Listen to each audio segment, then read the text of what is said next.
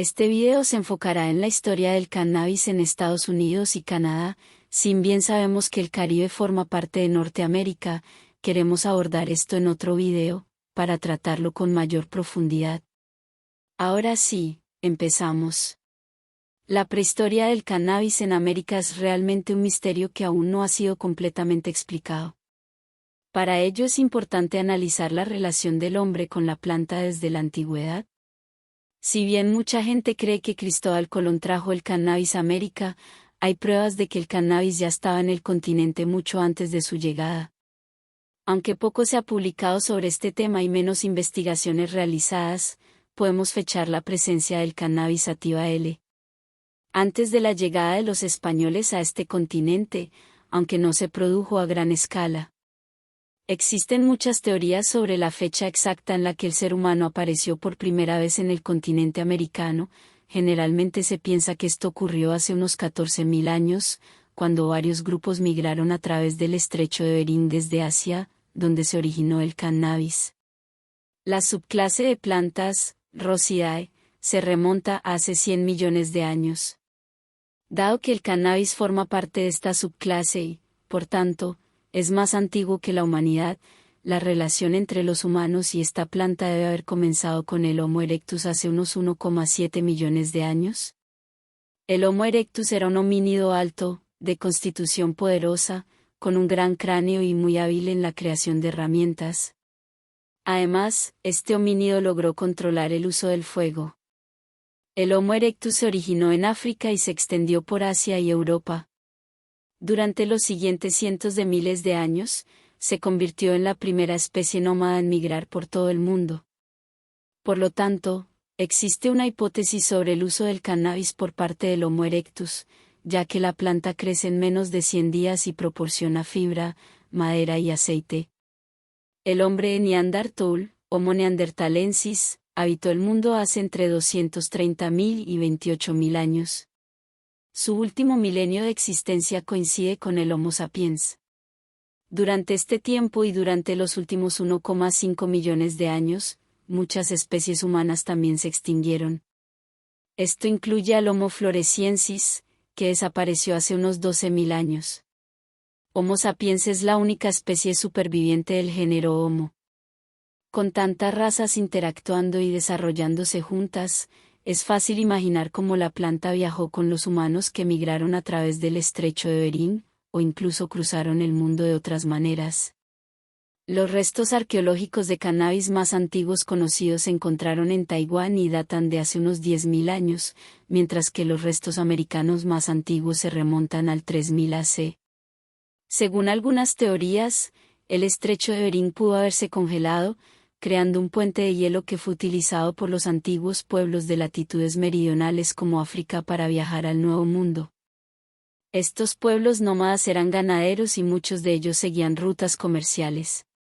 Sin embargo, también se produjeron migraciones masivas, a menudo debido a desastres naturales. La cultura Clovis, que lleva el nombre de la ciudad de Nuevo México donde se identificó por primera vez, se considera una de las culturas humanas más antiguas establecidas en el Nuevo Mundo. La datación con carbono 14 en un asentamiento indígena del Pleistoceno descubierto aquí sugiere que los restos tienen alrededor de 13.500 años. Además, en el sitio El Fin del Mundo, en el estado mexicano de Sonora, se han encontrado artefactos de casa del pueblo Clovis, que datan del año 13000 AC. Aunque alguna evidencia arqueológica parece respaldar la teoría de que hubo asentamientos anteriores a Clovis en el Nuevo Mundo, la mayoría de los arqueólogos creen que el pueblo Clovis estuvo entre los primeros habitantes de América. La teoría estándar aceptada establece que la fecha de la primera ocupación humana del Nuevo Mundo fue cuando el pueblo Clovis llegó a América del Norte cruzando el estrecho de Bering a través del puente terrestre de Bering. Esta era una masa de tierra que conectaba Siberia con Alaska durante un periodo de descenso del nivel del mar durante la Edad de Hielo. A medida que los glaciares retrocedieron, el pueblo Clovis se dirigió hacia el sur a través de un corredor libre de hielo al este de las montañas rocosas. Sin embargo, varios sitios arqueológicos han arrojado evidencia de una población anterior a Clovis en las Américas. En América Central y del Sur, estos sitios sugieren culturas mucho más antiguas, y los arqueólogos han compartido este descubrimiento durante mucho tiempo gracias a ejemplos como los sitios de nivel y nivel 2 de Monteverde. Están ubicados cerca de Puerto Montt en Chile y fueron descubiertos en 1997. Los sitios contienen evidencia de presencia humana que se remonta al año 13000 AC, e incluso a más de 20.000 AC. Piedra Museo, en Argentina, Santa Cruz, es un sitio arqueológico descubierto hacia 1910 por Florentino Ameghino. Ameghino fue un arqueólogo que clasificó hasta 9.000 animales extintos, la mayoría descubiertos por él. Incluso hoy en día, sus catálogos son invaluables para académicos de todo el mundo. En 1995, la también argentina Laura Miotti analizó los restos, que datan del año 12890 AC. Las pinturas rupestres del yacimiento de Pedra Furada en São Raimundo Nonato, al este de Piauí, en Brasil, fueron descubiertas por un equipo franco-brasileño en 1973. Se han encontrado artefactos que datan del 32.000 al 60.000 AC, lo que sugiere que los humanos habían viajado desde el norte de África, en lo que debieron ser miles de embarcaciones rudimentarias hasta las costas del actual Brasil. Mientras tanto, la cultura Clovis se desarrollaba en el norte. Incluso hay pueblos a lo largo de la costa atlántica que tienen nombres africanos. Otro sitio que ha producido restos anteriores a Clovis es Meadowcroft Rock Shelter en Pensilvania, que data del año 19000 AC. En México también se han encontrado restos muy antiguos, que datan del año 40000 AC, descubiertos por la geóloga británica doctora Silvia González. En una cueva en la cuenca de Valsequillo, un lago cerca del volcán Cerro Toluquilla, se encontraron 200 huellas humanas fosilizadas, incluidas huellas hechas por niños en ceniza volcánica basáltica. Los pueblos mesoamericanos son originarios de la parte central de México y Centroamérica, llegando hasta el sur de Costa Rica. La doctora Silvia González cree que Estados Unidos estuvo poblado por varias oleadas de inmigrantes de diferentes lugares, y que la cultura maya se remonta al año 3114 AC. Aunque esta teoría no es del agrado de todos, se han diferenciado varios rasgos genéticos. Se trata de la teoría más actualizada, que cambia la fecha de llegada de los colonos humanos a América del 13.000 AC a otro periodo entre el 12.000 y el 50.000 AC. Quienes todavía defienden la teoría del estrecho de Bering argumentan que la llegada de los humanos no pudo haber ocurrido antes del 14.000 AC, porque el corredor interior libre de hielo a lo largo del río Mackenzie estaba cerrado hasta entonces y los humanos no habrían podido avanzar hacia el interior. Sin embargo, si el Homo sapiens entró al Nuevo Mundo desde el norte, ¿cómo es posible que la mayoría de los sitios arqueológicos más antiguos se encuentren en el sur? Algunos creen que otros grupos de Homo sapiens llegaron incluso desde Australia, deteniéndose en la isla de Pascua antes de llegar al Nuevo Mundo. También procedían de Europa, ya que las capas de hielo se extendían hasta el sur de España, cubriendo el mar incluso en esta latitud. Por lo tanto, podían viajar como los Inuit, manteniéndose calientes en el hielo y cazando usando barcos construidos con huesos y cubiertos con pieles de foca. Y, por supuesto, los vikingos también intentaron colonizar el Nuevo Mundo. Sin embargo, no pudieron adaptarse a vivir en el norte y desaparecieron. Una vez allí, debieron utilizar y transportar cáñamo cultivado en el Nuevo Mundo porque era fundamental para navegar. Ninguna otra fibra podría utilizarse para las velas y los aparejos y permitir a los barcos embarcarse en viajes tan largos. Fuera del continente africano, el cannabis ha disfrutado de una relación etnobotánica muy estrecha con los humanos durante al menos 1,7 millones de años durante las migraciones. El uso de esta planta se extendió de un grupo a otro. Sin embargo, hay constancia escrita de la presencia de embarcaciones vascas en México muchos años antes de la llegada de Cristóbal Colón. Incluso los fenicios y los cananeos utilizaban cáñamo y llegaron al Nuevo Mundo en el año 531 AC. Es muy probable que llevaran consigo semillas, ya que sin ellas no habrían podido cultivar plantas para producir más velas y cuerdas.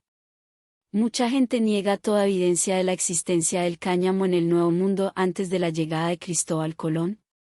Sin embargo, existen muchos ejemplos de tejidos, hilados, ropa y bolsos elaborados con esta fibra, que revelan lo extendido que estaba el cannabis entre las tribus indígenas precolombinas. Se utilizaba básicamente para fabricar telas, sandalias, redes de pesca, cuerdas, esteras y cestas, aunque también se utilizaba en rituales y medicina. Hoy en día las posibilidades con el cáñamo son aún mayores, como ocurre con el biofuel elaborado a partir de cáñamo. El cáñamo, al ser una planta dioica, con géneros masculinos y femeninos separados, tiene un alto nivel de variabilidad genética, lo que lo hace muy adaptable y predispuesto al cambio. Es una especie ideal para colonizar nuevas tierras. El problema es que en muchos restos arqueológicos las fibras no se conservan y desaparecen. El etnólogo W. H. Holmes, del Instituto Smithsonian, confirmó no solo la llegada del cannabis con los vikingos, sino también su presencia en el Nuevo Mundo durante la prehistoria. Sugiere que fue transportado tanto por humanos como por animales a través del estrecho de Bering. La evidencia de su presencia está asociada con los constructores de montículos, habitantes precolombinos de América del Norte que se remontan al periodo comprendido entre el 3000 a.C. y el siglo XVI d.C., que vivieron en las regiones de los Grandes Lagos y el río Mississippi.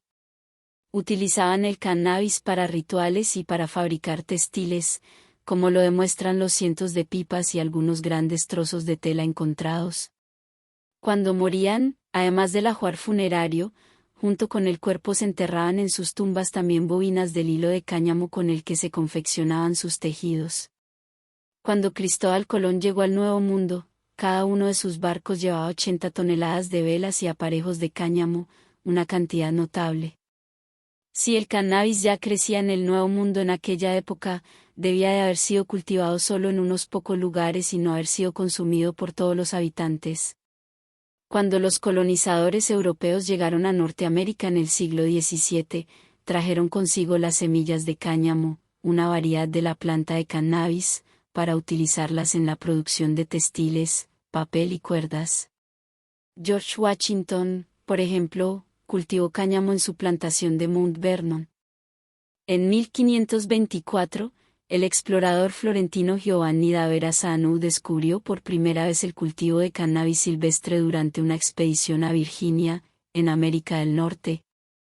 El explorador francés Jacques Cartier informó haber visto grandes extensiones de cannabis silvestre creciendo durante cada uno de sus 3 viajes a Canadá en 1535, 1536 y 1541. En 1605, Samuel de Champlain mencionó que vio a nativos usando cáñamo silvestre en sus anzuelos. El cáñamo no fue considerado formalmente parte de la flora de América del Norte hasta 1606. En 1609, Henry Spellman, durante su visita a Virginia con Thomas Hariot, describió cómo los nativos usaban cestas de cáñamo para cosechar maíz.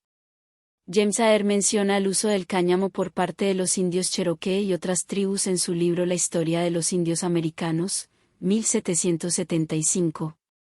La planta de cannabis ha desempeñado un papel clave para ayudar a las personas a sobrevivir a lo largo de los millones de años de historia de la raza humana y se ha extendido por todo el mundo, ayudándonos durante milenios. Sin embargo, no se han realizado muchas investigaciones sobre esta planta y existen relativamente pocos registros, debido a que sus fibras se pudren muy rápidamente. Sin embargo, sí se tiene un registro claro del cannabis en Norteamérica desde el siglo XVI. Entre el siglo XVI y el siglo XIX el gobierno fomentó la producción estadounidense de cáñamo en el siglo XVII para la producción de cuerdas, velas y ropa.